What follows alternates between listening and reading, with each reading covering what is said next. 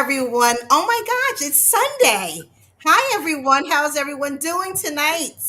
Fantastic. Hey! It is February 5th, 2023.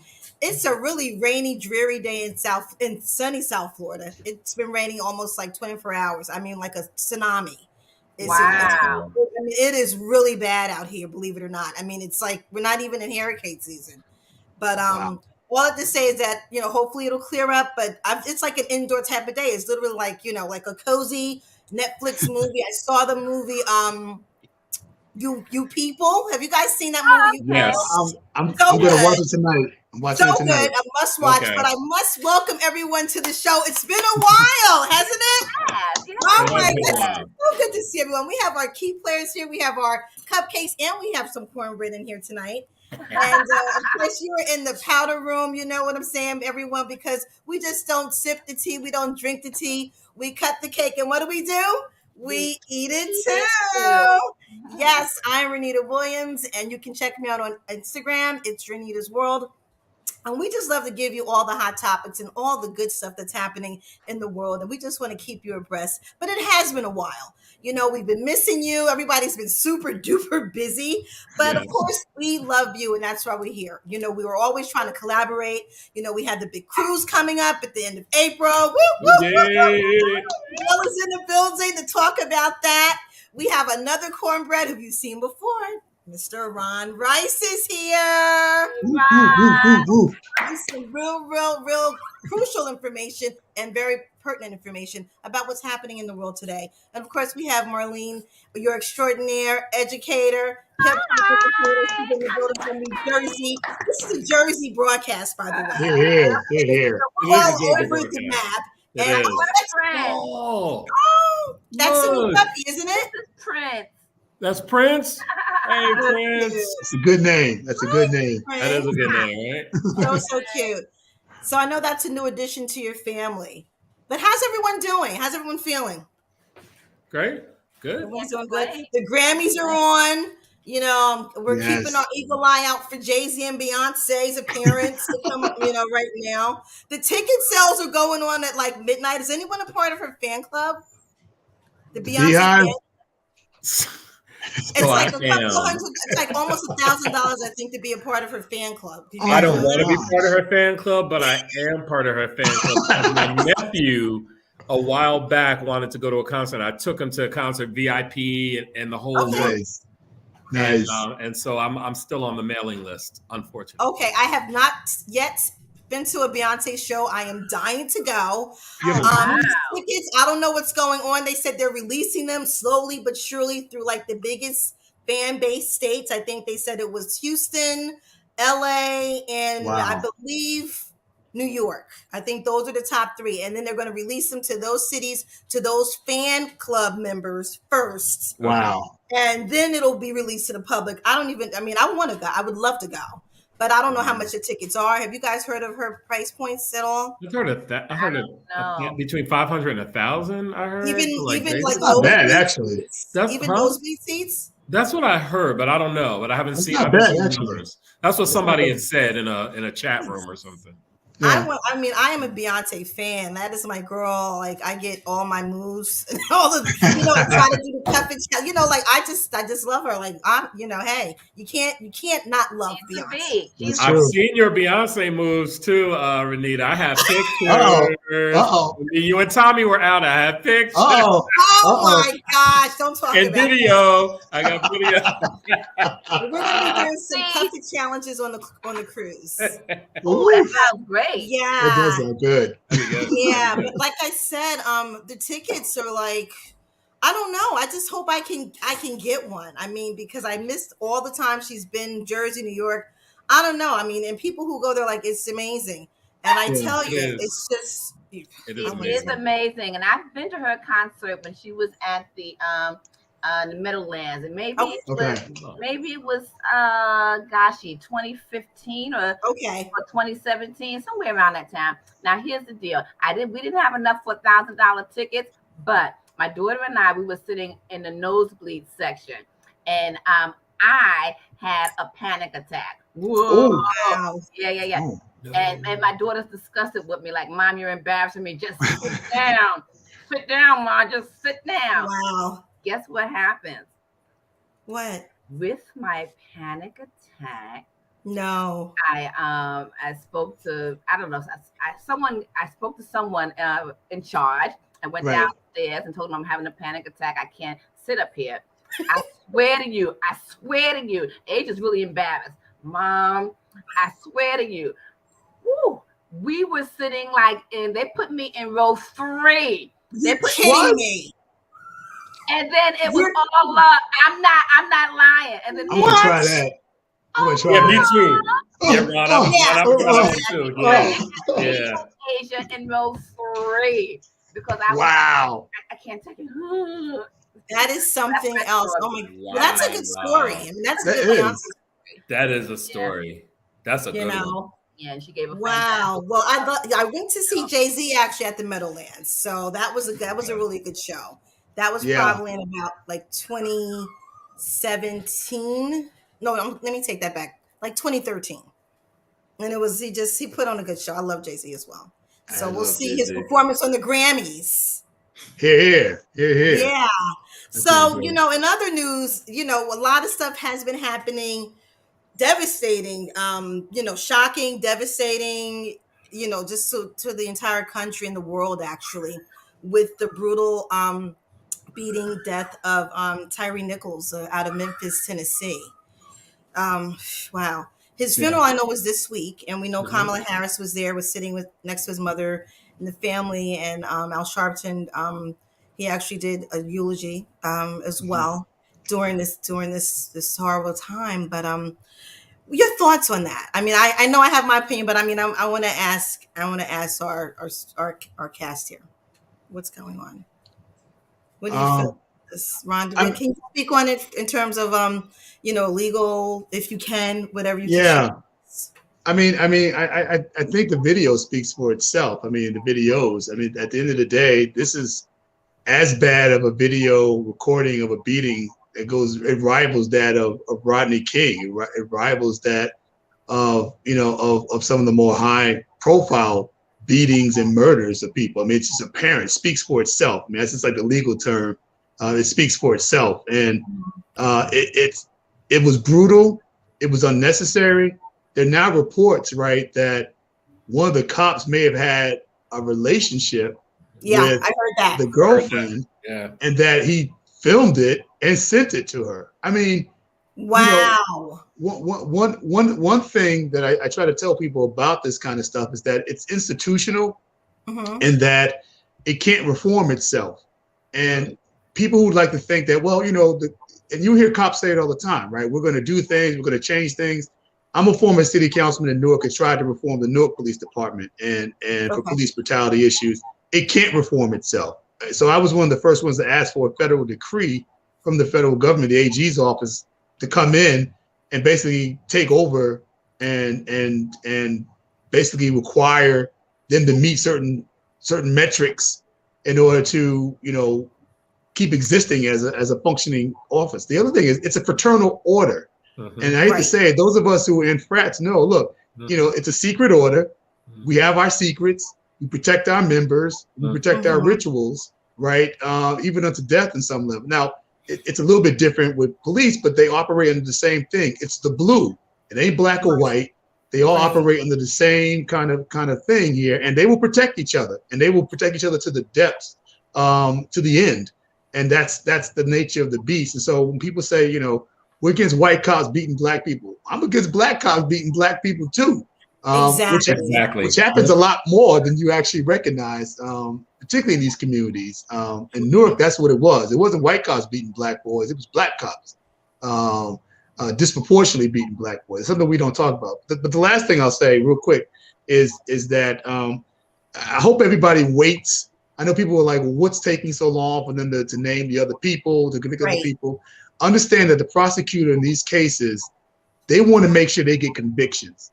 And they want to make sure that they have a case that is lock, stock, and barrel. Because don't forget, they get before a jury and one person says, I don't believe it, then you get a hung jury and you don't get a conviction. And so As somebody who used to work at the prosecutor's office in Essex County in New Jersey, I've been part of those meetings when I was an intern and when I was just out of law school working directly. They go over the evidence over and over again. They say, do we have these 3 things? No. Well, we're not going to even have a grand jury unless we have all these 3 things. And they rehearse and they rehearse and they make sure they have everything they need to get convictions, because the worst thing they can do is charge these guys and have these guys walk. Right. Because they didn't do their job. So I tell the public, wait, be patient, let them guys do their jobs. The police chief there did the right thing by firing them immediately. And the prosecutor's office was on top of it. Memphis is a model for how you deal with these cases. And I hope the world is watching. Well, coincidentally, you mentioned, fraternal organizations, and 4 of the 5 that they keep, the 5 faces of the officers that are shown, are members of a organization, a fraternal organization, and it's public information. Yeah, I believe they all have been revoked. All of their memberships have been revoked. That is true. That is true.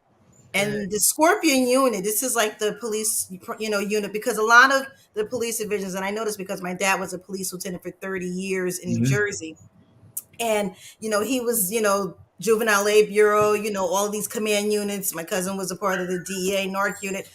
Also, and these units, I mean, it is a real tight fraternal, where they keep their own information solid, and they do protect each other because they are kind of like undercover in the community. That's right.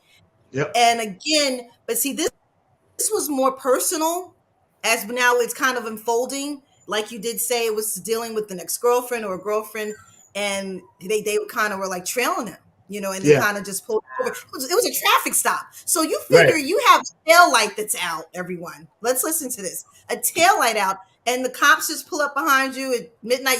He was 100 feet away from his house, his mother's house. Right. That's right. 100 feet away. He was trying to run there, as we saw. That's right. I mean, they caught up to him. I wish he was a little faster of a sprinter, but they caught him. He was Didn't they say something about the fact that there was no reason for them to pull him over in the first place? Or? There was no reason. Right. There was no reason. They said that he was speeding or he was swerving through traffic, and the police chief, when she fired him, said that was not true. Wow. There was no reason for this person to be stopped. And so the point I was going to make on top of that, Tony, was, this is something that's got to be talked about too, is cops bringing their personal stuff to the job and actually having that influence.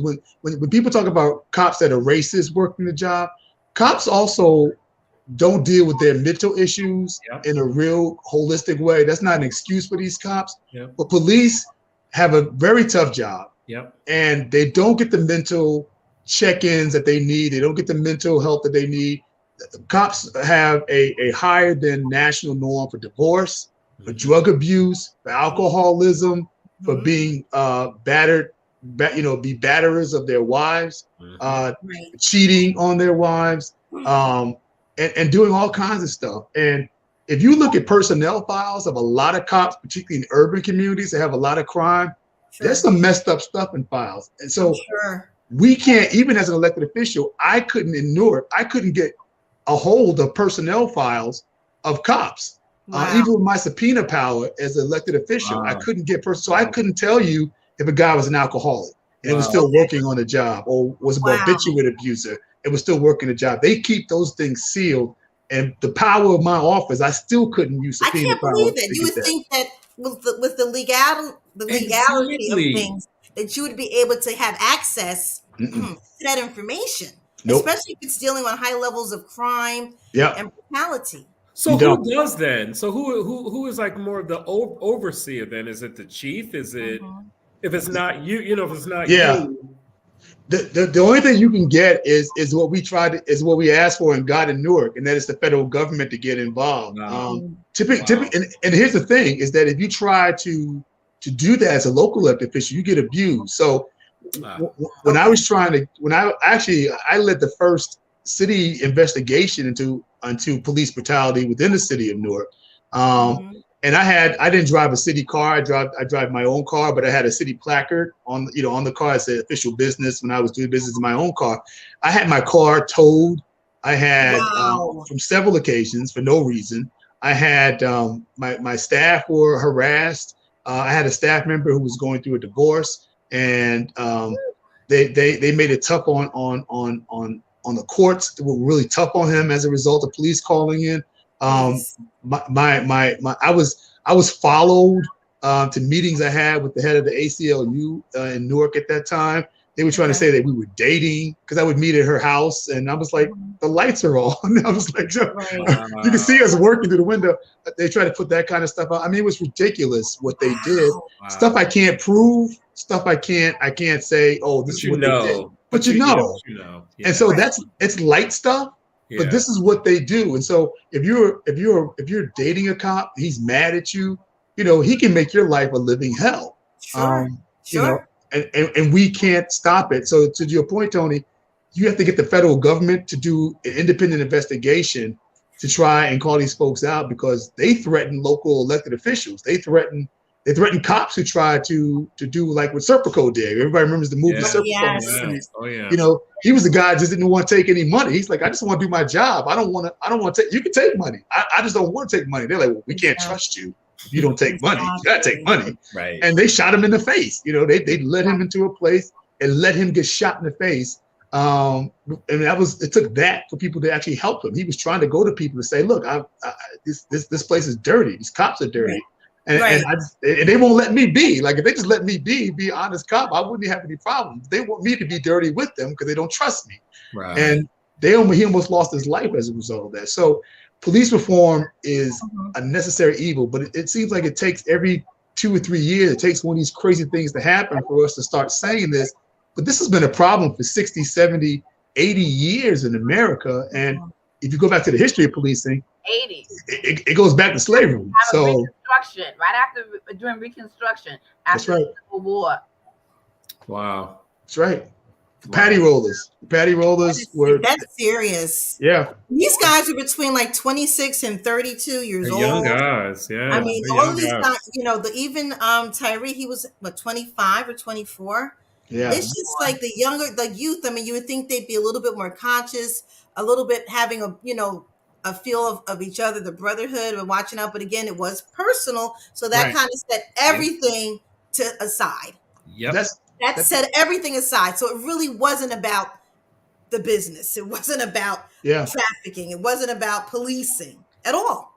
Well, that's what makes it scary. I'm sorry. The fact that they knew that their video cameras were on, let me and the whole world know that they've done this before numerous times. You got that right. You know, well, that's the other piece of it too, is that, you know, when they did this, right, the sad part about it is they had cameras on it, so that is indicative of them doing it before. But the other piece is it goes against what we all teach our kids, right? Everybody, all of us, particularly Black men, we've had to talk with our fathers, right, about how to act and how to deal with the police, right? And your whole point is you comply until you get home. Your job is to get home because you can sue the police. Yeah, you could probably win action against the police, but you got to get home to me. If you try to fight them, they're going to be judge and jury on that street, and that's not where you fight the police. But this case is different because what it says is you can comply, you can do everything they tell you to do, but if a cop has a bad day, and he wants to start something with you, you can't de-escalate that. Well, especially if he has a reason to do it in the first place, right? Exactly. I mean, and in this case, that was the deal. That's true. So what do I tell my son? Yeah. You know, what do I tell my son when he gets to be of age to say, hey, son, comply, do X, Y, and Z, but it still ain't gonna make a daggone bit of difference because you can still get killed because a cop could just have a bad day. Or he could like your girlfriend. Exactly. And you know, or he could like your wife, and your wife told him to go somewhere. He gonna take it out on you. You know, and plant something in your car or beat you up. You know, they had Tyree Nichols. They had him, you know, they were like, get down on the ground. He was like, I'm on the ground. We meet on your stomach. And I will tell you, if you got 6 people yelling at you and threatening violence on you, who do you listen to? Exactly. And how do you comply? Exactly. That was sad to watch. I watched the news break with Lester Holt when it first hit. Yeah. And I sat there, I couldn't, and at first I was in shock because I didn't know that they were Black. I honestly did not know that they were. Yeah, I didn't know black. either at first. Yeah, I didn't either. Know. Not at first. And when I saw it, I was like, "What? Wait a minute! This is not right." So I just feel for the family. You know, our prayers are out to the family. Let's just end this black on black crime. I mean, geez, you know, at the end of the day, that's what it is. That's what it was. And just police brutality in general, just regardless of the race, right? Right. The race of the officers, it's still it's like a systemic type of thing, right? Yeah. It's a mindset that has. It ain't black or white. It's blue. Yeah, that's exactly right. It is blue. Exactly right. Yeah. Now there were a couple of white cops. Now I want to get to the part of that story where the taser was involved, where you saw the hand. Yeah. And I think that's how they identified that there was a white cop on the scene. Yeah. What are they saying? Because I haven't seen a face be released or photos or anything like that.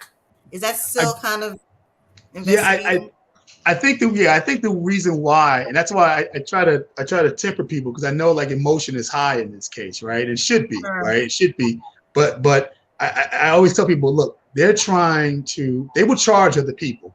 Other people will get charged, but they won't get charged until the case against them is lockstep and solid, and that there won't be any way for them to get out. And so I expect more charges to happen. I think the cops who got charged were just the most obvious, lawbreakers. And I think that this white cop, and there might be others, some of the emergency unit people who didn't use the proper medical treatment of Tyree, they're going to get charged too. But they have to figure out what they're culpable of. What did they actually do? Not what we assume, not what the headlines say. They have to build a case, and they're not going to announce it until they got a case that can't be beat. And because don't forget, there's a lot of good lawyers out there who are good at getting people off. And they would love to get a case like this where everything is not locked down, where they see holes and they see strings that they can pull to unravel a case. There are defense attorneys who get paid very big to do that kind of work. That's nothing against them. That's their job, right? You pay me a job to get you off, I'm going to get you off. But that's what they're trying to do. They're trying to make sure that when they name this white guy or white people in general, that they got them dead to rights, just like they got the black officers. Now, another point I wanted to ask you about, they had the first responders, and I know you mentioned the EMT, the first aid that was treated on scene. Did they not follow protocol, or were they a part of the whole conspiracy where they did not treat Tyree Nichols? Yeah. What happened with that? The allegations are that with the protocol. Well, let's start with the protocol. The protocol is that when you have a victim, even if he shot and killed people, right, and you had to beat him up to get him down or whatnot, the protocol in most cities is that you have to call EMT to make sure they check him out, because you're not supposed to kill anybody, right, while you're doing it. But that's like the protocol. The problem is that apparently it took 20 minutes, if not longer, for the EMT to get there. And when they got there, they did a very general cursory check, moved him when maybe they shouldn't even have moved him, which added to his injuries and which caused his death. So they're looking at the fact that their level of care or lack thereof actually contributed negligently to his demise. And so they're trying to do this, what they call proximate cause, like, but for their not doing their job, he would have lived. And so they had done their job correctly, assessed him correctly, given the medical treatment he deserved within the time frame that he needed to get it to be alive. They're culpable for murder as well, if they didn't follow best practices of the medical profession in that regard. That's being investigated too. And that's is that a really difficult thing to prove? It is. It's harder to prove, which is, again, why I think it's taking longer to charge them. Yeah. But the fact that they got fired means that the standard of the EMTs in Memphis is that they failed to deliver the level of care that is the expectation of the EMT system there. So that's a good beginning for a criminal case. But see, that's a different thing, because if you're talking like they didn't meet our professional medical protocols, that's different than saying you're criminally liable for murder. So they're trying to bring those two together to say we can charge these guys in court for a crime, and we can prove it. That's the key. We can prove it beyond a reasonable doubt before a jury of their peers. Wow. That's the hard thing to do. That's what I tell people. Thank God for the video. Thank God for the video. Standing this guy up. We see them just standing there for 20 minutes. Exactly. Like Tyree is propped up against the car. Right. Exactly.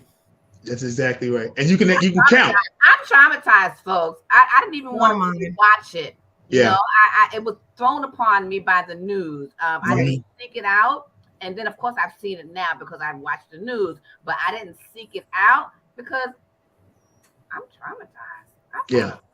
I think it's a tough thing to watch. It's a tough thing to watch. It is. Really tough thing to watch. Horrible. It's tough because you recognize that they held this man up and did a rap. They all just beat on him. I mean, they just passed him around and beat on him. These guys were big. They were huge. They were big guys, and this guy wasn't as big. There's 6 of these huge guys. I mean, I just looked at the stature. I'm like, forget about it. I could imagine the force of the blunt, punch. The blunt force trauma, I mean, it's somebody holding you up, you're 140 pounds, somebody 250, holds you up. Now, this is not just a glancing blow. Right. Hold you up, put your head up, and let you get hit, pick you up. The next guy comes around, he's 260, and hits you flush. I mean, it's completely cowardice. I hear it. I'm sorry. That's why we have weight classes in boxing. Exactly. We have different weight classes to make it fair. Exactly. And then they let him lean against the fence. The fact that he escaped and he was running for his life. They charged him for aggravated kidnapping. That's right. Yeah.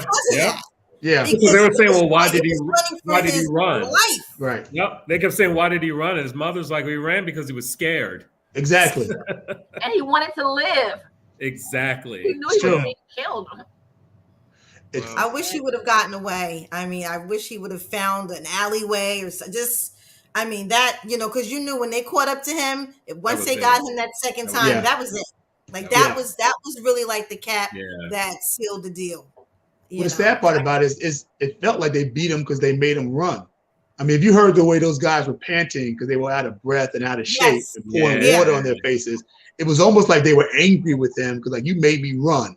Yeah, exactly. Maybe something I didn't want to do. So now take this for that, and that's what's heartless about it. The saddest thing for me was not just the beating; it was his mother who said, how do you think I feel that my child's last words were calling for me, and I wasn't there.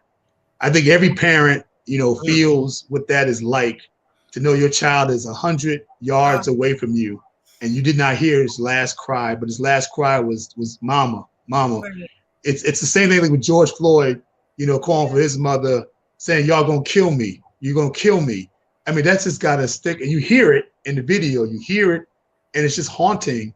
Absolutely. And the thing I said, and one of the things I did on my Instagram page was I said, the sad part about it was that these black men did not see their brother, they did not see their cousin, their fathers, their uncles. These black men did not even see themselves without a badge or a uniform on, because there's lots of instances where off-duty cops get stopped by white cops and treated like, let's just say, treated like the niggas that they are in the streets, right? And they get shot or hurt or arrested or beaten, and they're cops, right, by other white cops. How do these black men who've been black all their lives in the South, for all God's sakes, in the South, in Memphis, Tennessee, in Black Greek letter organizations who understand blackness and what it takes to get to be, embarrassing. It's embarrassing and it's shameful. Their sentence should be to undergo the same beating that they gave this man by some 350-pound cats in a circle just like that until they can't breathe anymore. I agree. I totally agree. I totally agree. Sorry, Pastor. I'm trying to get my bell, but go ahead. I went to church this morning. I'm trying It's true. Have you heard about what Cory Booker is pushing through Congress? I know he's a senator, but Cory Booker is pushing for police reform. To be signed. I mean, it's interesting because I love Cory. You know, obviously everybody knows I came into office with Cory Booker and I admire him. And I applaud Cory for pushing this at the Senate level. But I would share with you, I'd be less than candid if I didn't say that when Cory was the mayor of Newark, while I think eventually he came around to it, Cory didn't want us to do what we were trying to do on the city council either.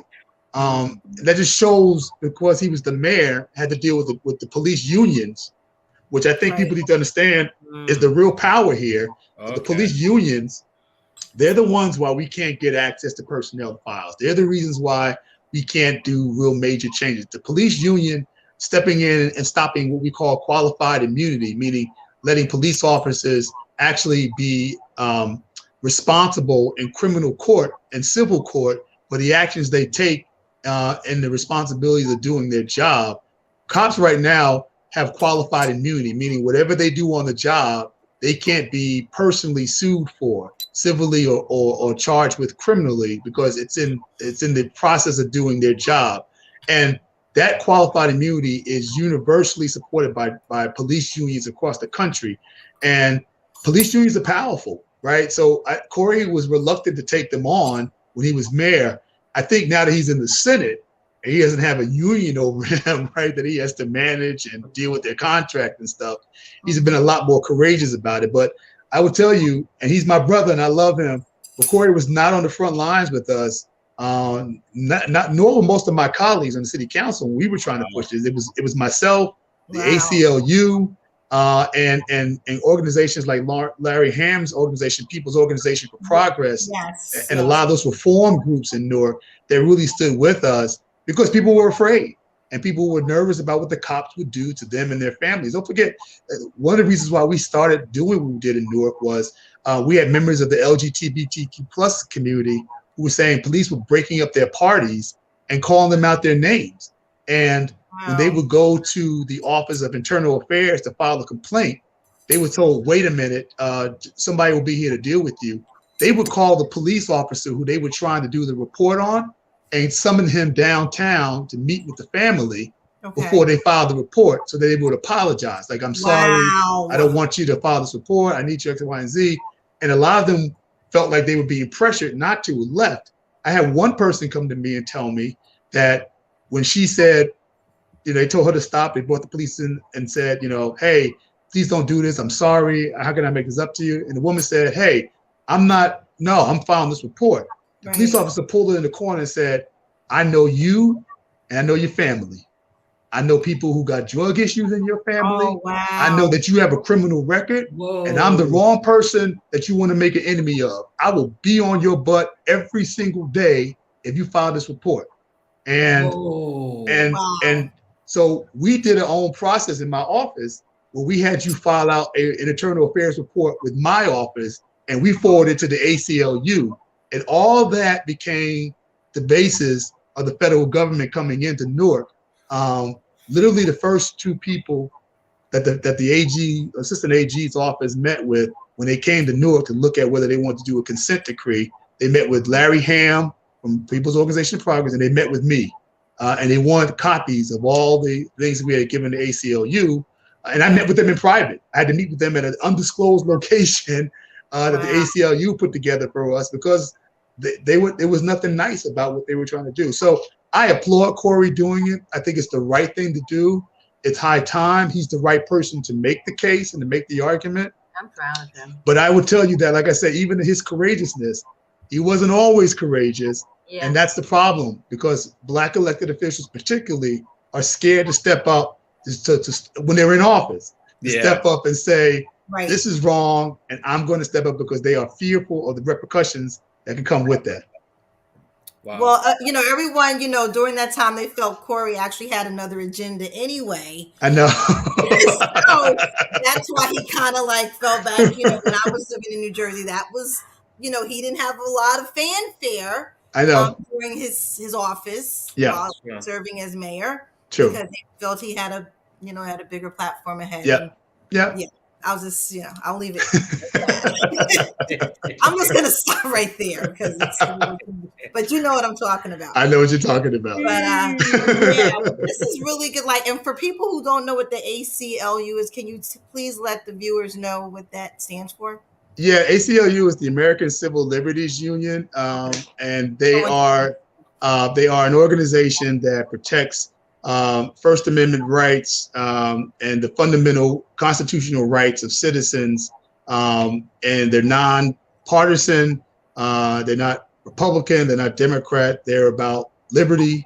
They're about constitutional rights for all citizens. They take a popular stance on issues, even unpopular stance on issues, because they see the Constitution as being the guiding voice and the guiding light, not where you are politically. So they will stand up for this, but they also stood up, for instance, for the Klan being able to march in Skokie, Illinois, because they said it's right of free speech. They have the right to march with certain conditions, but they have the right to march. And so the ACLU sees themselves as going right down the middle when it comes to defending constitutional rights of any aggrieved American.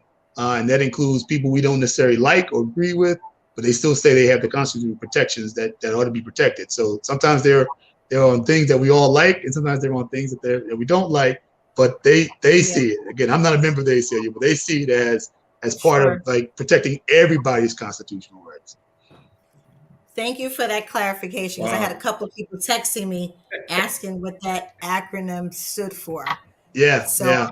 So thank you so much. I mean, this is shedding a lot of light, a lot of insight, a lot of inside information, of course, that now is public information that's accessed with public records, but we do appreciate that being offered to the public. Ooh, somebody's mad. Yeah, who's mad? Who is that? Not my dog. Mine either. I'm sorry. But I wanted to shout out really quickly while we do have our viewers on. China Black, thank you for checking in. Apple Crescent, thank you for checking in. Sir LaRosse, thank you for checking in. We are so happy that you guys are joining us and sharing your time with us and rocking out with the cupcakes and the cornbread tonight here in the powder room. And thank you, Ron. That was just, I'm so glad we have this recorded, because this information is just so timely and so important that we understand, how this process is going to pan out with the case of Tyree Nichols, the untimely death and the brutality that took hand in Memphis, Tennessee. Yeah. Thank you so much. Thank you for sharing that. We want to also talk about the new Speaker of the House, McCarthy. And just kind of what's happening with that, because now, a lot of people, again, that's another question I was getting texted about. If you can give us some insight on his new role and what's happening. Yeah, it's pretty easy. This will be nice, short, and sweet. Kevin McCarthy is the head of the Republican caucus in the House of Representatives. He has been for a few years now, and he coveted obviously being Speaker when the Republicans took over control of the House. He is seen by some of the more right-wing elements of the House Republican caucus, what we now call the MAGA caucus. We used to call them the Freedom Caucus. I remember that. Remember that was when Obama first got in office. The Republicans who really went hard at Obama, we used to call them the Freedom Caucus. And those folks, well, this is now morphed into the MAGA caucus in the post-Trump era. And these are just very far right, some would say literally certifiable members of Congress, people who believe that Jews are in space with satellites shooting laser beams down on the population. People who believe in QAnon is some secret insider government official who may be Donald Trump leading to a new world revolution. Like they're members of Congress who actually believe this. And so that wing does not like Kevin McCarthy because they see him as being too moderate. Now, if you look at everything Kevin McCarthy stands for, ain't nothing moderate about this guy.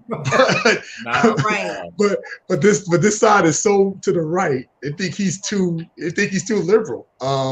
And so when he decided to become Speaker, I put it out on my Instagram. This was not a lock stock thing. It should be easy, right? Republicans win the majority. they elect the head of the Republicans to be the speaker. But he had to really try to get their votes. He needed their votes. Don't forget the Republicans have a majority in the House, but it's a small majority. It's about 10 votes. So he can lose about 7. He couldn't lose any more than 7 of them not voting for him. And he had more than that. He had about 24. And so for the first time in about 100 years, when they voted for speaker, the speaker, Kevin McCarthy, did not win on the first ballot. Something that happens every year, has happened that way since. It hasn't happened. There hasn't been a second ballot in about 80 years for speaker. His ballot went to like 12, 14. Right. There were a lot. There were a lot. And it was the far right that wouldn't capitulate. And you know, some of the crazy ones were so nuts. They actually went on liberal talk shows. Lauren Bobbitt, who actually is one of the far right ones, who was like never Kevin McCarthy. She went on MSNBC. And they were like, wow, you must be desperate to get on TV because none of the right-wing people will even put you on. You're coming on MSNBC to talk about Kevin McCarthy. Wow, it must be snowing in like Peru. So that's what they were feeling like. So, but the reality is that Kevin McCarthy had to give a lot of concessions to get the votes. And a couple of the concessions was he had to bring people like Marjorie Taylor Greene, who was kicked off of committees in the last Congress because of racist stuff. Like I said, the Jews shooting laser beams from heaven into the earth and stuff, and being QAnon and stuff that she did about CRT. They threw her off of committees. There was another congressperson who threatened AOC, Congresswoman Ocasio-Cortez, threatened to kill her, and they threw him off the committee. Well, Kevin McCarthy, to get the votes of the MAGA people, had to put them back on committees. He had to agree to a vote that anybody who wants to call a vote, this takes one member who wants to call a vote for speaker, can do so at any time. And that means that if Kevin McCarthy does something that nobody likes, one member can call for a vote to have him remove the speaker.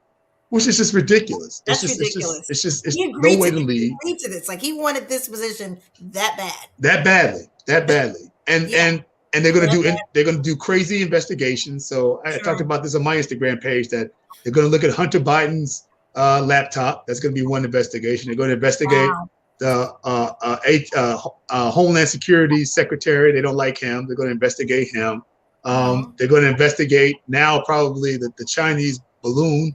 That was it. I mean, it's crazy, but this is all payback, and they don't read the tea leaves real well, right? At the end of the day, is Americans don't care about any of this stuff, like none of it. And you're going to see Biden's numbers tick up after his State of the Union address. I'm going to talk about this on my Instagram tomorrow. Is that he's going to lay out a vision for America that's just going to be like, this is what I want to get done, and this is what these fools over there want to get done. And America's like, we don't care about no investigation. They didn't even care about when Democrats were doing it, honestly. Nope. They want to know what's happening with inflation.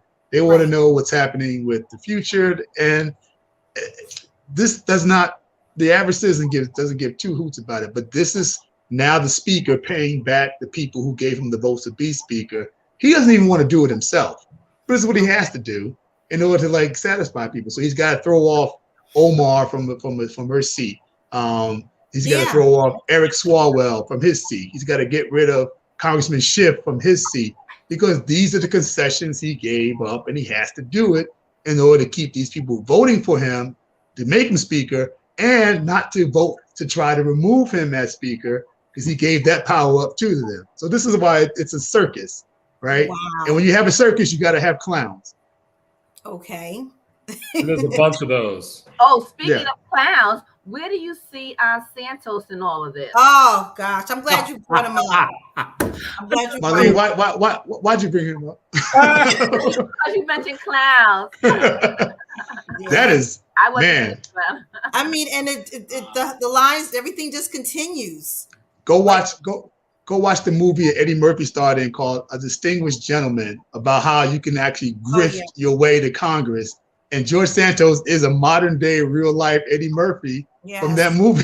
Okay, I'll watch it. I couldn't believe it. I mean, he thought nothing of it. Like literally had justification for everything that he He said. has lied about everything. Like, everything. Absolutely. Everything. Who is he? I don't even know. I mean, who So is now he? have they removed him from his position? Because it seems like he's still walking through the house. He has voluntarily stepped down from committee that he had been assigned. They assigned him to like some pretty BS and weak committees to begin with. Small subcommittee on small business that doesn't really deal with small business. They put him on some really very powerless committees to begin with, and the caucus. So Republican caucus meets for lunch every week.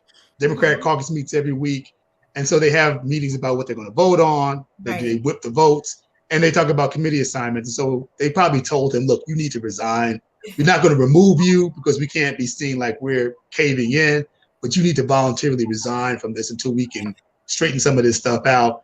And so he's resigned himself from committees, but the FBI is investigating him. The Justice Department is investigating him. Congress is investigating. The Republicans are going to investigate him. I mean, his own party in New York is investigating him. So there's no hiding place for him, and there shouldn't be.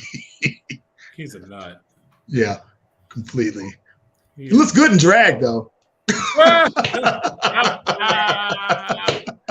Oh my God. That's all you can say. That's all you can say. I know. Yep, that's it. That's pretty bad. Pretty bad.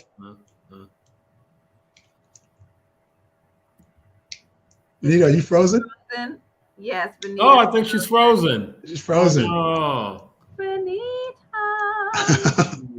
Yeah. Oh, she's off. She'll be back. Okay. What happened with her connection?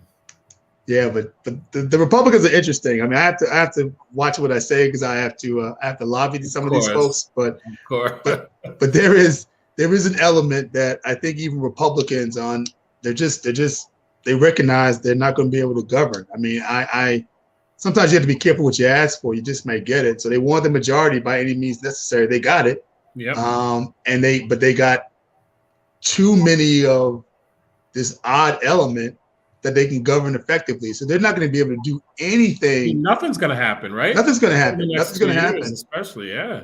And so you would think they want the majority so like we can at least pass some things in the House, even if it doesn't pass in the Senate, that we can run on in 24 and say, well, we tried to do this. If you give us the majority again, and you give us the Senate and the presidency, we can do some of these other things. They're not going to be able to do any of that. So I don't know how you make a case to say, unelect them, but elect us because we had an investigation into Hunter Biden's laptop. I mean, I don't know how I don't know how you get people to want to change horses in midstream with that. I don't get it. I don't get it at all. It's a nightmare. It is. Is Vanita still hanging on, or she? Don't see her.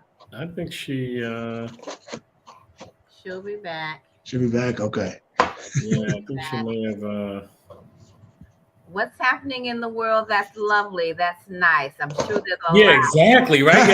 Yeah, all this negative stuff. Right. Yeah, we got to talk about some positive things. The Grammys. I know Benita was checking out the Grammys. I'm not watching it, but I'm sure. Viola Davis. She now has EGOT status. She's won an Emmy, a Grammy, an Oscar, and a Tony. Oh, she won a Grammy? Yeah, I don't know what for, but yeah. Oh wow. Yeah, Viola Davis. She's now in that pack. EGOT. Wow. Wow, I did not know that. That's rarefied air up there. Congratulations. Yeah. That's good to know. She joins Whoopi Goldberg and a few others. That's right. Whoopi Goldberg is one. Yeah. Yeah, I knew Whoopi had one. That one I knew. Okay. I didn't know about. So what is? I'm wondering what she got a Grammy for. Now I want to look it up. Me too. I'm gonna Google when I get off the phone with you guys. Yeah, right. Dude, I'm gonna do it now. I always Google it on this. When we're on here, I'm always Googling. Now I want to know. Okay, hi you guys. Hi. I thought the whole show went off. Oh no, we're here. Let me turn. We're still talking. I didn't know you guys were even still on. Our internet got kicked out here because somebody knocked something out upstairs. Oh no. Yeah, so I'm glad you guys were still on. Thank you. Yeah. I thought I was like, oh my God, the whole show is off right now. But I'm glad you're on. Oh my gosh, I'm so happy. Thank you We're here. for holding it down. Wow. Oh, So okay. yeah, So we real just got quick, so she our won. internet back up. So Go Viola ahead. Davis won a Grammy for Best Audiobook Narration and Storytelling Recording for her Yes. memoir Finding Me. Okay. Really? Oh, Awesome. Yeah. Okay. I did hear Okay. about that. She did some type of a record now, right? Some type of Yeah, world I didn't record. know that. I had no idea. She's won the Me Tony, either. Emmy, Grammy, right. She's an and EGOT.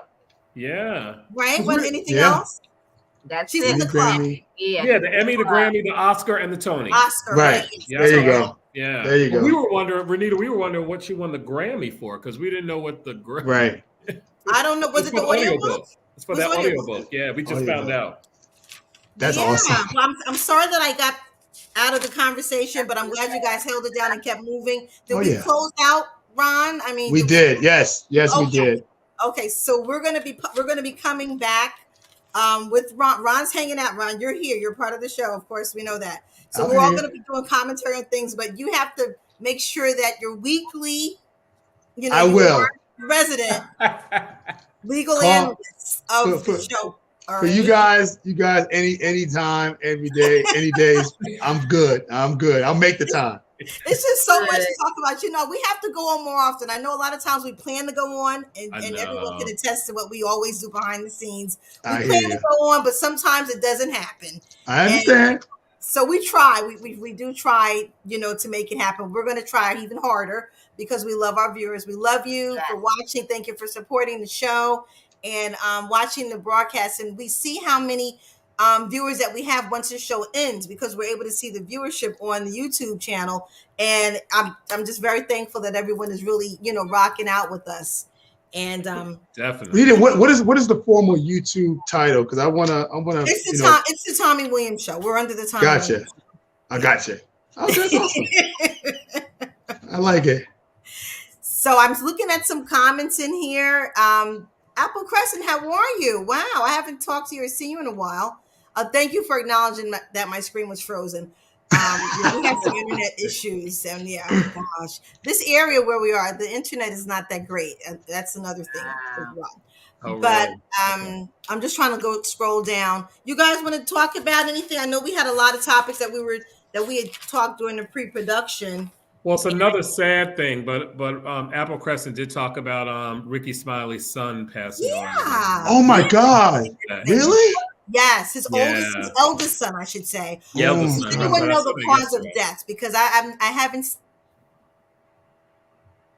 Oh no, she froze again. Oh no. Well, oh my gosh! Because that means I'm going to look it up. Also, I don't think they did have a cause of death. Wow, that's man. How old was his oldest son? He was 30. He's 32. I just went out. I don't know. I just kind of froze out. Oh my God, 32. Yes, yeah. But I don't know the cause of death. If anyone knows, please put it in the comment section. I just haven't researched enough to find out what the cause of death was. Gosh. But yeah, and he looks just like him. Actually, looks just like him. But jeez. Because Regina Hall lost her son, right? Didn't another star? Yeah, that was about a year. That was maybe last year or so. Gosh. Yeah, it was suicide with him. I do know that, but I don't know. I don't know how he committed suicide, but yeah. So all of these untimely deaths and things, it's happening. You can't stop it. No. There's no time stamp, as we know, but sometimes things can be avoided if we see signs. And we talked about mental health and also just keeping your, checking on your friends. We try to keep our network open. Check on someone. If you have even one person to talk with that person. That's right. Don't keep it in, because I know I don't keep anything, and I'll find someone to flush out. There you go. That's right. I'm like, someone who probably doesn't know me, just something, you know what I mean? So that's because you're healthy. You gotta talk. That's healthy. It is. Guys, I'm gonna step away for 1 second. I just gotta charge my stuff here. So no problem. I'll be right back. Okay. No worries. I'm gonna pull you out of the screen there, just like that. Okay. So yeah, you guys, it's all good. I'm so glad Ron Rice is here. I mean, he is like the guru. I remember Ron and I go way back, like high school, And Wow. you know, of course, Ski Fi, Tony, you guys were at American University, Washington, D.C. Jersey just has it going on. That's right. Everyone. So That's I'm just right. saying, you know, we're a well-connected crew. We are. You know, and everybody has their, you know, their nice gifts, and that's what makes everything so brilliant. I love it. Yeah, I don't see Ron all that much. It's always good to see him. Yeah, you were his dean of pledges at American. Yes, I was his dean, and we have been friends. I mean, been friends ever since. And even before he went online, we were friends. We were good friends. Yeah. So Ron, he did a lot of good work with the city council in Newark. He did. I mean, He lot. Did. I'm so I proud was of him. actually teaching with Newark Public Schools at that time, and you know, that's you know, our union was very strong. Like Newark Teachers Union, Marlene, as you know, we were both in the same school. We were neighbors, and we did a lot of good stuff at our school. But the thing about it is, our union was strong, and we had the support of the Newark City Council. So, like as Ron was saying, a lot of the unions in New Jersey are very, very strong. Yeah. So that was a plus for me. And you know, you strengthen in numbers, but you know, you have to recognize good deeds and good service to keep your assets rolling and things that are due to you without being slighted and you know, in terms of your career and service. That's why unions are definitely important in my eyes, especially coming from educators' point of view. Yeah. So great. Has anyone seen if Beyonce got on or not? I haven't been paying attention to any of the viewers. I haven't been watching. No, I'm not watching it. I have it muted, but I'm just like, I'm not really looking up at the screen. But if anyone who's watching, viewers, let us know when Beyonce performs or Jay-Z. Hey Ron, there's Ron's back. So we were just, you know, talking about a couple of things here, dealing with our lovely Garden State, which I love. I can't wait to get back and visit during the springtime, probably. We're cold. Yeah, stay where you're at. I am. I don't have time to put on my boots and my Timberlands right now. That's right. I'll be down your way next weekend, so we got to connect. That's what Tommy told me. So you're going down next weekend? Yeah, I'll be down next weekend. Nice. Okay, I'll just leave it at that. I have stuff, business related stuff to take care of next weekend. Right, but I'm around. I got some free time, so hopefully. Just how we all got together, you know, and you know, at the casino, we'll make that happen again because we have a lot to discuss. Yes, a lot to plan. Where's my bell? Marlene, you have your bell. A lot to talk about. Because guess what, everybody? The cruise is loading. The cruise. We had been planning this cruise pre-pandemic. I mean, we had this cruise planned before the pandemic, and we have just been slowly turning our wheels to make it happen. As you can see, my backdrop is Coco K. Coco K, there it is. Okay, I have to share that. Royal Caribbean. We do a lot of visual posting because we're getting our cruise crew ready. We are ready to go to the Bahamas, Coco K, 4 days, 3 nights, leaving out of the port of Miami. And it's going to be an awesome time. I can't wait. I've been getting my gym on, my workout on, and everything. I wish I could say the same, Renita. But we have cover-ups, and we do have things. I'm going to have my own cover-up. You watch. But, you know, I'm going to wear a tent. That's what I'm going to wear. A moo-moo. I'm going to have to wear. That's okay. I think everybody's going to be covered. We're going to have fun. Ultimately, it's going to be a wonderful time. I can't wait to go back to the Bahamas. I always have fun when I go there. I can't wait to get to the Market District and get my straw, get everything personalized and customized. Oh, you're ready. You're like, really? I am so ready. I need this.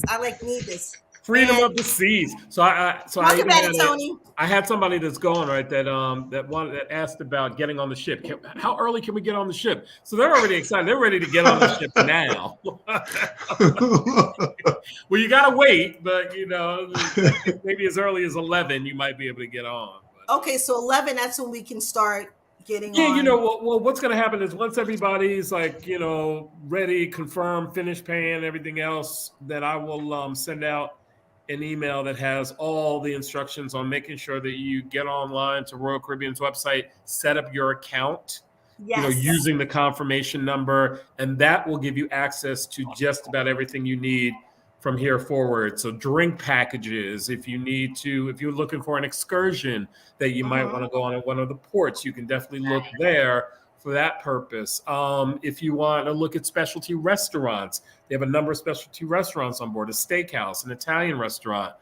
You pay a little bit more, but it's a nice experience for you and the family. So just tons of stuff to do. And packed in that 4 days. I'm on a couple of Facebook groups of different, like how we have our setup for April 28th. There are people do it all over because they want to get their groups together. So when we're planning events, doing something 5 o'clock, 6 o'clock, you can go right onto your Facebook group and see where we're meeting, like on demand. So what's happening? People have been posting these beautiful pictures. The food is absolutely delectable looking. The lobster, I cannot wait to taste a lobster on that cruise ship. And you will. The photos, it's just a beautiful experience. I'm a water person. I cannot wait to get to Coco Cay. I know that is a special package, and they've been giving different prices, I guess, based on the time of the year. Yeah, it's based on, but it's also based on sailing. So, it may change. So they never give you an exact amount of how much everything costs. But once everybody kind of gets their account, you'll even be able to see that pricing as well. So everybody will be able to see the pricing. So the plan is that once we get our set number, we'll talk about that this week because now we're closing out. Exactly. So now that list of our cruise crew, they will be privy just to that Facebook group. We're going to take everyone else off because we don't want everyone knowing what we're doing. Yep. We'll make it public once we come back. So they can see what we did. That's exactly. That's the plan with that. We also have a lot of theme days set up. Not too many, but just some fun things set up. And Tony and I will actually be putting that together, and everyone will get that on their email, so they'll know exactly how to pack, how to plan, what to wear. But it's nothing that's going to be too, out of this world. But we're just looking forward to it. And those extra excursion packages. I know the water park, that's extra. What about food while we're on Coco Cay? That was another question that a lot of people kept asking me, or they keep asking me about. Oh, there's free food on Coco Cay, and then there's also places where you can purchase food if you want something a little more special. So the free food that's on Coco Cay, it's going to be like cookout food. It's going to be hamburgers, hot dogs, chicken, stuff like that. It's going to be really basic. But if you do want to spend some money at some of the restaurants that are around there, you can absolutely do so. There is one as soon as you get off the ship and go into Coco Cay. There's a nice restaurant with a bar and everything else. You do pay for that, but there are areas again that you do not have to pay for. So it's really your choice. If you want to settle for some of the basic foods, you do it for free, or if you want something a little bit more special, you can absolutely do that at some of the paid restaurant spots on the island. Great. Another question that I had gotten for a couple of cruise crew, they wanted to know about the dining. I know you mentioned earlier on our last show that you had already reserved evening dining times for the group. Yes, and so what I did is for now I did the early dining time for all of us because I thought it would be nice for us to at least have a space that we can be together. And so there'll be a number of tables all in the same section. Okay. Where, I want to say it's 5:30. I get some of the sales. Oh, great. That's a good time. Okay. Yeah, but I think we're set for a 5:30. Once we get closer to the date of the cruise, I will get contacted by the actual ship. And then we will finalize just that dining. But right now it's all set up for that. We're all going to sit in the same area. However, if you don't feel like going to the restaurant that night, and you want to go up to the buffet at Windjammer, you can absolutely do that as well. So you are not, it's not mandatory that you go to the dining room. There are other places to eat, like the buffet up at Windjammer Cafe. There's Sorrento's Pizza, which is open, I believe, until about 2:00 in the morning. So if you want that kind of that late night snack, you have the ability to do that as well. So. Oh, great. Oh, we're super excited. We should have great weather. We will be out of hurricane season, so we don't have to worry about that. We're good to go. Thank God. Wow. That's No, you're not kidding. That would be a bummer, right? Yes. Oh, gosh. That would be a bummer. But I'll tell you, they get around it. It's very rare if there's an issue, on a cruise with even during hurricane season. They easily figure out a way to get around it, or they'll stay at port, or they'll figure it out in most cases.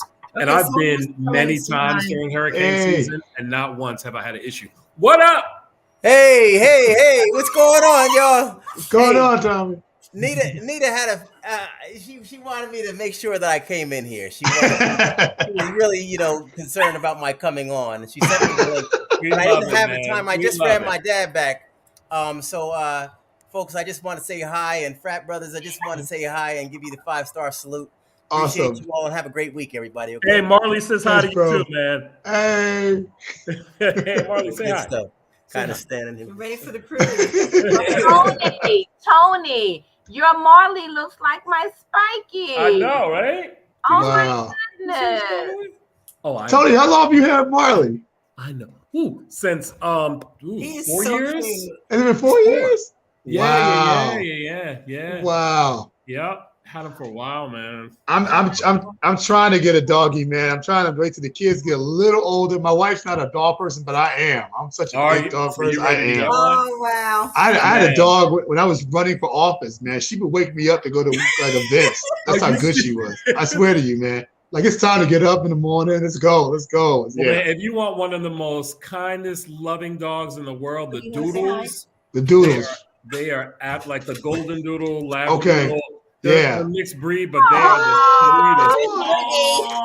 Oh, everybody's got their dog. Come here, man. I know. Look at that. Look at that.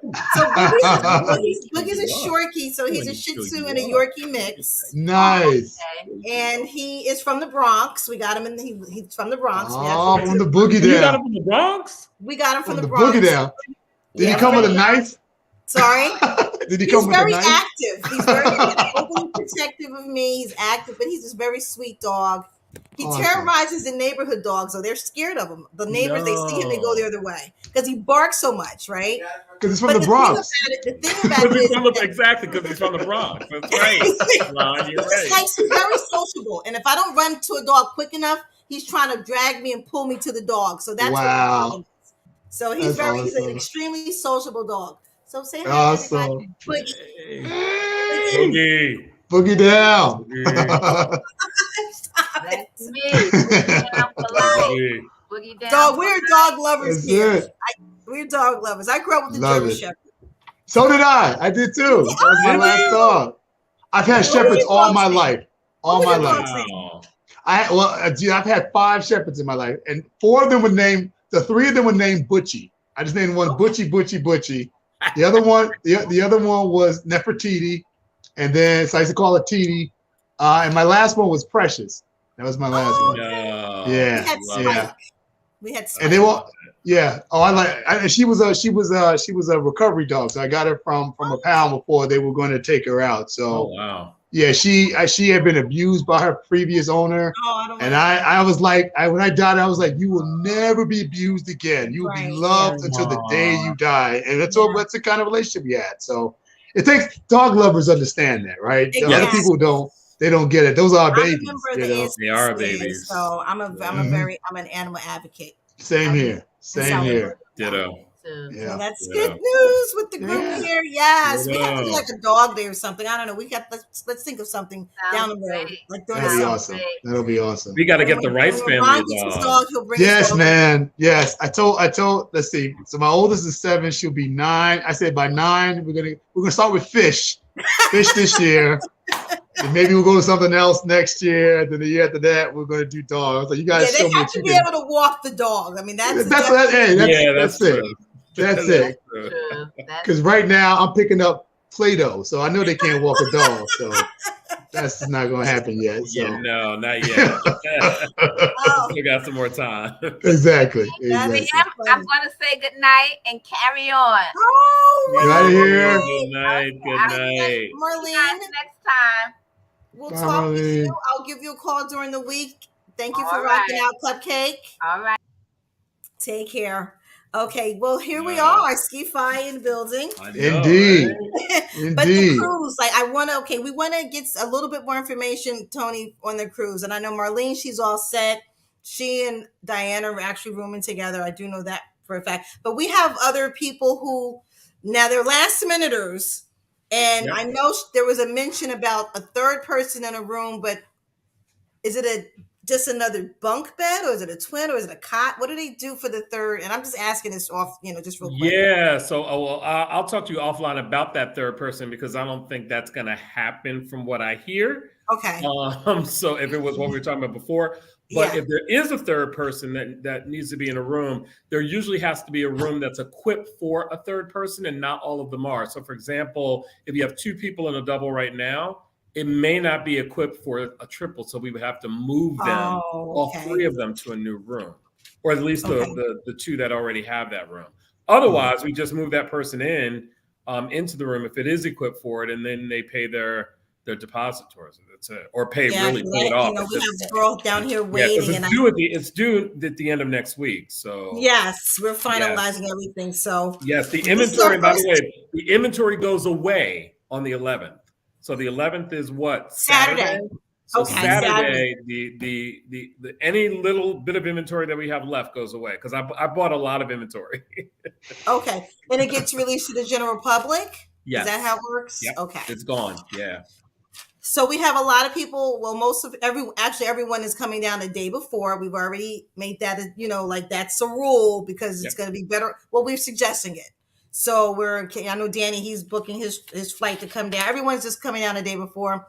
And we know that that's the best practice, because we don't want anyone to get left on the day that we leave and get out on this Atlantic Ocean heading south.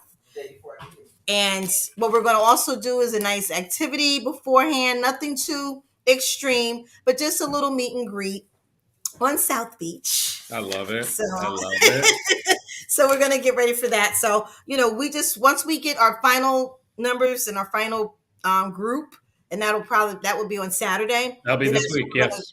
That's what we're just going to make it exclusive just to our solid group. All of the information and activities. Yeah. So any last minutes, we still got some spots left, a couple spots left. Yeah, we have some. We do have some spots, but we want to make sure that everyone is coming. And guess what? We do have another event planned for next year. So this is the first annual, so we'll be ready for the second annual. Yay! I'm going to that one. That's what I'm going to. Yay! So we'll have video and pictures and everything that we can make reference to. So for our next planned event for next year. So don't think this is the only one, but we want you to come on this one. We don't want you to miss the boat on this one, everyone. You still have time. That's right. So yeah. So I think we are really ready to get everything wrapped up here. We've covered a lot. It's been a great show. It's live, everyone. This is a live show, so anything is bound to happen. So can I make a and I wish Marlene was on, but I don't know if you remember me telling you that I had an announcement to make. Oh gosh! In a few weeks. Oh no! I didn't share it. Scared. And I know you're scared, and I didn't share it with you purposely. I didn't share it with really hardly anyone. I was share it with a couple of people that know. So I don't know if you know, but The Wiz is supposed to be coming back to Broadway, right? So it's coming back to Broadway in 2024. The Wiz. Yes. Yeah, The Wiz. I saw my parents said The Wiz like 4 or 5 times. No, it's like it's been like what, the 70s? I know. Like 4 or 5 times. Kept going back. Stephanie Mills. So they're doing a national tour at the end of this year, and then next year it'll be a limited engagement in New York. And there's all this buzz that's starting to fly around about it and everything else. And I am officially an investor / co-producer. Whoa! The Wiz. Dang! Whoa! Oh my gosh! Whoa. Yes. Whoa. Yes. Wow, man. Congratulations. Yes, and you know it's driven. I mean, it's a Wow. white male driven. Yeah, man. Yeah thing to Oh so my to God, be able to get that congratulations, in Tony. was nice. Yeah, so I do want to share that. Congrats, I'm bro. That is so excited. awesome, Oh man. my Great. I'm so God. proud of you, Dean. I'm proud Thank of you, you, man. Keeps on down, Thank keeps you. on deep. down the Thank you, guys. road. I Yeah. know. I Oh my, know. we're gonna have to make a trip, a group trip to come Yes. out. Yes. Absolutely. Yes. There's Yes. no We doubt. have to put that together. No Yes. doubt.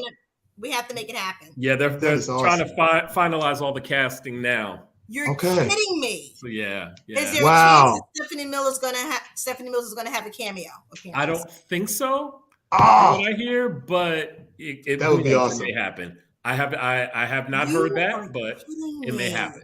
It may happen. She could play like the aunt, you know, Yeah. before she And gets she taken up the actually- eyes. Yes, Right. I thought she actually did. I think in one. Did she do that once? Yeah, in one tour. I want to say that she may have done that. So Wow. hey, you know, anything is possible. But I do know for the witches, they're all getting named people. You know, basically. Yeah. Broadway royalty or Wow. people already well known. So when are they gonna roll it out? When is like? Yes, I'm hearing in the fall. So like the fall is when they're supposed to at least do the national tour. So Okay. they want to do a Okay. tour and do the build up, and then it would come to Broadway as a limited engagement, which is already, you know, slated to be here. I want to say next spring. Okay, let me just write that Okay. down. Yep. So But we're gonna have the more information I get, the more I'll be able to share. I haven't gotten do. too much yet. So, Man, We that will is have awesome. a nice group event date, and we'll plan that, and we'll have everybody meet in New York or maybe even Washington D.C. Hey. Come on to DC. Yeah, Come really. on. Come on. Let's do it. Let's do it. Come on. That'll be great. So thanks for sharing that awesome news. That's awesome. Wow. Yeah. Tony, I got to say, man, you're the first Black person I know that has ever done this that I know of. And I know a few people who've invested in things on Broadway.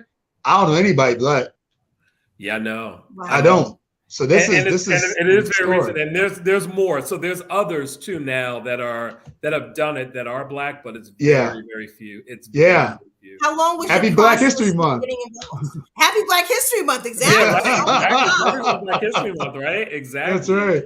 Wow. Exactly. Yeah, it took it didn't take that long. I mean, the way that I got even introduced to it was through an actor who's a frat brother of ours from the Wall Street Theater, and he went out to the West Coast to act. You know, things kind of worked out and didn't work out necessarily the way he wanted to. So he came back to New York. Okay. And when he did, he figured, well, a good way maybe to start acting again was to start meeting directors and producers. Yeah. And so he got in that way by saying, Gotcha. okay, well, why don't I invest some of the money that I have? Because now that I'm connected, and now he's opened that door for others like me. Fantastic. Wow. And that's how it happened. It's not Cornelius Bates, is it? It is not. Darn, I thought I was gonna guess it. Man. It's actually Lamar Richardson, his brother. Lamar Richardson. Yes. Okay. Wow. Well, Wow, big ups to you, Tony Bell. Yeah, man. Yeah. I mean, you're like, you know, the extraordinaire. You're all over. Like, you're all over in all these different industries here. A lot going on, right? Hands in the pots. Hands in the different pots. That's good timing. Good things. I mean, good things are definitely happening, and I'm very, very happy. And this is a very good time to celebrate. We're gonna put this in the chapter history book now. This goes in the chapter history book. I love it. We gotta get that thing written, man. We're getting there, man. We're getting there. Nice. Wow, awesome. Tony. Well, we have to keep this going, and we'll keep talking about it. But as you get information from the public that you're able to release, please share it with us so we can have, you know, our viewers and people start planning a trip, and let's try to get an event around it. I'd love to do that. Absolutely. Because, the Wiz is like iconic. It is. I know. It's That's why I chose it. And I still have my playbill of the Wiz, and it wasn't a small like the 4x7, 4x8, whatever. It was like actual like an 8x11. Do you remember the Wiz? Back in the day. It was white, and it had the blue. The black woman with the long wiz hair. Yeah. You had like I remember that. You had like the souvenir journal. Yes. That's the one. I saw it maybe about 4 or 5 times as a child. My parents would take us back to see it on Broadway. That's how intrigued we were with it. Yeah. And then when my grandparents would come up, we'd take them. You know, anybody that came in Jersey, we'd go take them to see The Wiz. That's right. That's right. Well, I'm gonna hype it up as soon as I get the info. Oh Definitely gonna try to hype it up. That's awesome, man. Yeah, man. That's awesome. That's awesome. Wow. Well, we have been on for a while. Gosh, how many? We were on for an hour and what does that say? 21. Almost 20 minutes. Yeah. Yeah. So we're doing great. We got a lot of information, but we want to make sure that we give it to you live. We give you the facts. We give it to you raw. And we just want to make sure we can entertain you along the way. And again, we're so happy that everyone was able to join us and rock out with us tonight. Thank you for joining us in the Powder Room. Have a blessed week, everyone. And just stay positive. Celebrate Black History Month. We salute everyone who can be acknowledged. We are all celebrating ourselves because we are that in itself. And it's just an amazing and powerful thing that we're part of within our lives. So I'm happy about that. And we're going to sign off right now, everyone. So again, we don't drink the tea. We don't sip the tea. What do? We cut the cake and we eat it too. Everyone, have a wonderful evening. Love you. Bye-bye. And we'll see you soon. Take care, have everybody. A good Bye. Bye.